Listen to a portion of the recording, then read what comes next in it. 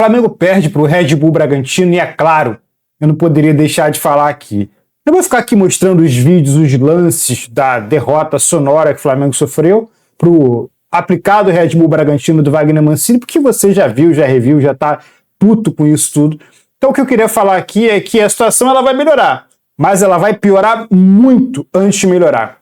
E eu quero tratar disso aqui com você. Eu sou Cristiano Oliveira, analista PFSA, e esse é o Observador Tático. Vamos para os assuntos. Vamos falar do jogo primeiramente. Então, o Flamengo teve um jogo absolutamente aquém, abaixo da crítica, abaixo das expectativas. Imaginava-se que depois de uma data FIFA, com vários dias para treinar, que o Flamengo fosse ser um time que fosse oferecer mais. Tanto a esse jogo individualmente, cada jogador melhor, quanto coletivamente, um time mais azeitado coletivamente. Não foi o que vimos, né? O que vimos foi um domínio do time do Wagner Mancini em Bragança Paulista. O que vimos realmente não virou 4-0 por isso aqui, né? Porque a goleada, para mim, ela se configurou ali e o Flamengo foi amplamente dominado em todos os terços do campo e nos dois tempos só deu o Bragantino. A performance do Léo Jardim, ela ainda é uma performance que no longo prazo, 6 jogos, ele tem 4 vitórias e um empate, uma derrota, então o histórico dele até é bom, mas a performance durante esse jogo, por exemplo, chama a atenção, acende um alerta, uma luz amarela. Em defesa do Léo Jardim, a gente pode falar que somente o período para a data FIFA não é um período determinante para melhorar o time. Algumas mudanças requerem um pouco mais de tempo para serem assimiladas pelos atletas, a depender não só da metodologia aplicada pelo técnico, mas também do cognitivo dos atletas em compreenderem e também da complexidade dessas mudanças táticas, tá? Uma outra coisa que fala em favor do Léo Jardim é a quantidade de mudanças que a data FIFA proporcionou ao Flamengo, né? Então, o Flamengo teve ali a ausência de um lateral direito, que era o Varela, a ausência de um zagueiro, que era o Léo Pereira, a ausência de um lateral esquerdo, que é o Alexandre, que é até um cara que não vai ficar disponível por conta de lesões. Então, já vai partir para o nosso próximo ponto, que vai ser as contratações do Flamengo. E eu quero falar sobre isso aqui também, depois a gente vai fazer vídeo sobre isso.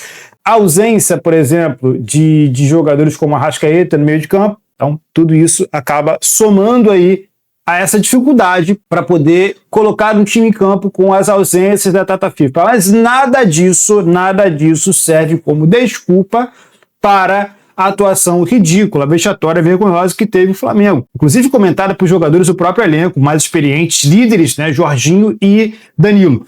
Isso não pode servir como desculpa para essa partida do Flamengo. O Flamengo teve muitos erros, por exemplo, erros com a bola descoberta, que é o jogador que está portando a bola, né? O adversário tem a bola e o Flamengo não acosta o adversário. Por exemplo, o primeiro gol, o gol do Isidro Pita, num belo lançamento do Juninho Capixaba, o Capixaba está completamente livre para poder dar aquele passe e o Isidro Pita acertou ali um arremate de rara felicidade e fez um golaço. O segundo gol também, o gol do Gabriel, exemplo disso, o Flamengo deixa a frente da área despovoada e faz com que o Gabriel acerte um chute também, sem marcação, né? Então, para a gente comentar isso. Então, esses 2 gols que eu quero citar como exemplo, e aí falando agora das mudanças e implementações. Essa coisa ela vai piorar ou pode piorar, sendo aqui até pessimista ou otimista, né? Ou realista, se você quiser me chamar também como realista. Isso vai ter um tempo para maturação. Então, esse modelo do Léo Jardim, que é diferente do modelo do Felipe Luiz, com a utilização das peças, vai encontrar ali, né, na minha opinião, o seu ponto de melhora a partir do momento que os jogadores retornarem, essa espinha dorsal ela ficar consolidada. Eu acho que o Léo Jardim já tem isso consolidado. Isso vai acabar melhorando o time do Flamengo na base. Mas em relação aos automatismos, em relação àquilo que o Léo Jardim quer promover para o time do Flamengo, isso vai com o tempo, né? Com 6 jogos é impossível falar que o trabalho é ruim ou que o trabalho é extremamente promissor, ou que ele seja bom.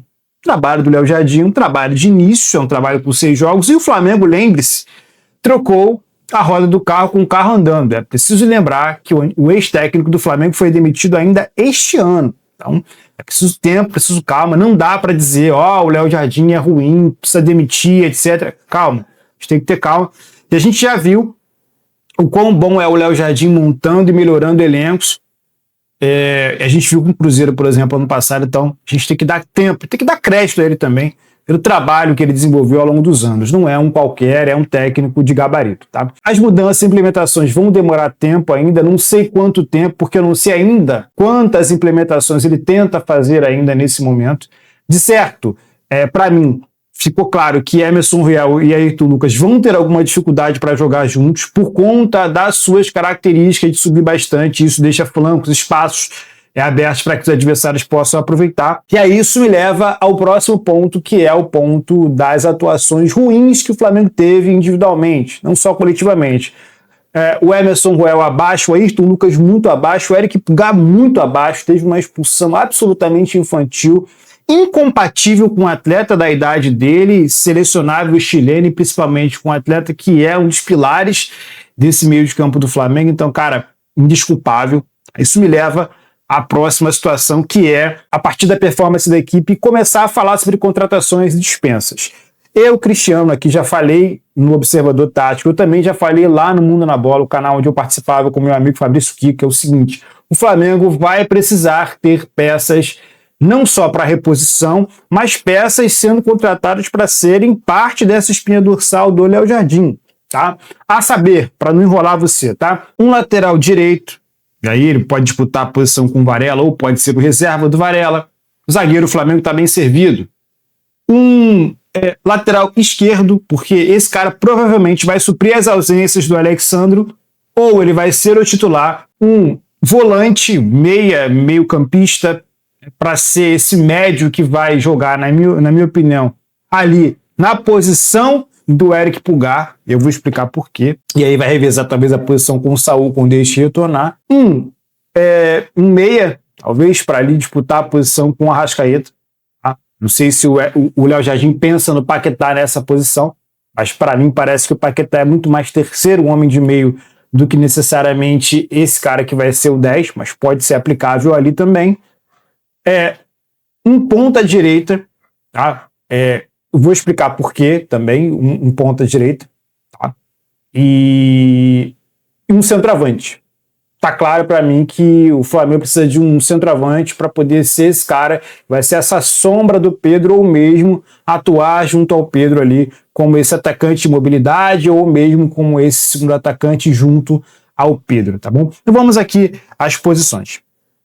Primeiro, um lateral direito. Eu não concordei lá atrás com a contratação do Emerson Royal. Continua não sendo justificada a contratação do Emerson Royal.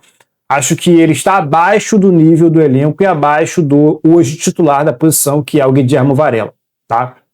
Base, o Flamengo zaga, o Flamengo contratou o Vitão. Então essa base, para mim, ele está bem servida. Não pode talvez tentar subir um garoto da base ou fazer a contratação de um jogador, mas não é prioridade, tá? Lateral esquerda, aí urge a prioridade, realmente, né? Entendo que o Felipe Luiz teve seus motivos para lá ter dispensado o Vinha, negociado, mas eu não dispensaria, eu não negociaria. Mas hoje é o Léo Jardim, é outra cabeça, outro técnico, outro tudo, mas o Flamengo precisa contratar um lateral esquerdo. Motivo: o Alexandro vai ter lesões, não vai jogar todos os jogos por conta da idade. Ele é muito bom quando joga, mas não dá para prever quando ele sempre jogará, né? Ele precisa ser poupado por conta da idade, da alta rotação e dos jogos, grande número de jogos que o Brasil tem, tá? O Ayrton Lucas, para mim, não está no nível do elenco, exemplo do Emerson Royal, tá? Em que pese que o Ayrton Lucas ontem, no primeiro gol, no gol do Izzy do Pita, é o único que estava fazendo a linha de forma correta, era o Ayrton Lucas, tá? Os outros estavam errados. Meio de campo. Eric Pulgar. Cara, o Eric Pulgar, desde a Libertadores ano passado, não vem justificando estar nesse elenco do Flamengo. E pode ser um reserva de luxo ou será um reserva caro. Então eu buscaria negociar o Eric Pulgar na próxima janela. Motivo: ele é um jogador que toma muitos cartões e é um jogador que o Flamengo pode repor essa posição com um jogador melhor, mais jovem, que tome menos cartões. E além do mais, né, o Flamengo precisa pensar na questão da vaga dos estrangeiros, que ele ocupa uma vaga de estrangeiro. Tá? Meia, vamos lá. O Flamengo pode tentar buscar um 10 ou pode utilizar o Paquetá. Então essa posição não é prioritária para ali a questão do Arrascaeta, para a posição do Arrascaeta. Entendo que talvez o Flamengo possa buscar um meia que se assemelha às características do Uruguai, já que ele também é um jogador de meia temporada, já que ele também não vai jogar todos os jogos, não só por conta das convocações, mas também por conta de suspensões e ausências naturais por conta de algumas lesões que pode vir a ter, tá? A ponta direita, aí também para mim urge a necessidade. Por quê? Porque eu não contaria mais com o Gonçalo Plata, dados os históricos que ele tem, não só no Flamengo, mas em outros clubes, como o Al-Sadd, de indisciplina.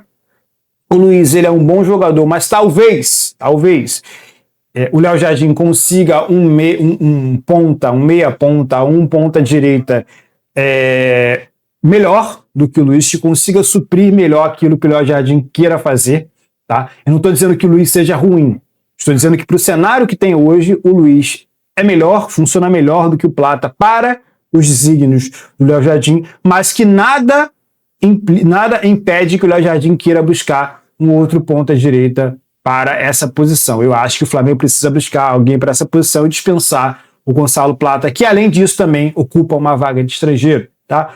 Ponta esquerda, acho que o Flamengo tem o Carrascal, que vai jogar ali, tem o Samuel Lino, para mim o Samuel Lino hoje é o titular da posição. O Flamengo deve dispensar o Cebolinha, na minha opinião, e o Cebolinha vai seguir o caminho dele. Ótimo jogador, mas teve muitas lesões, isso acabou pesando muito para o desenvolvimento dele no Flamengo, né? Centroavante, para mim, o Flamengo não pode contar só com o Pedro, precisa de um atacante com as mesmas características ou de características complementares, ou seja, precisa de um cara que seja centroavante de mobilidade, precisa ser esse cara que faça isso acontecer, esse jogo fluir. Não dá para contar só com o Pedro, o Flamengo precisa ter uma opção ao Pedro dentro do elenco. Precisa contar que o Flamengo dispensou por meio do Felipe Luiz o Juninho, né, que está lá no México fazendo gol, então... enfim, existem alguns erros de análise também, dá para dizer que o Flamengo só acertou na gestão do Felipe Luiz, porque casos como Juninho, Alcaraz e outros inspiram aí pensamentos da minha parte, tá? Então é isso, deixa a tua opinião nos comentários, se você concorda comigo, se você discorda de mim, deixa na seção dos comentários, claro que com educação para não ser bloqueado. Aproveita para deixar teu like, se inscrever no canal e hypar esse vídeo para chegar a mais pessoas. Eu sou Cristiano Oliveira, esse é o Observador Tático. Até a próxima. Valeu!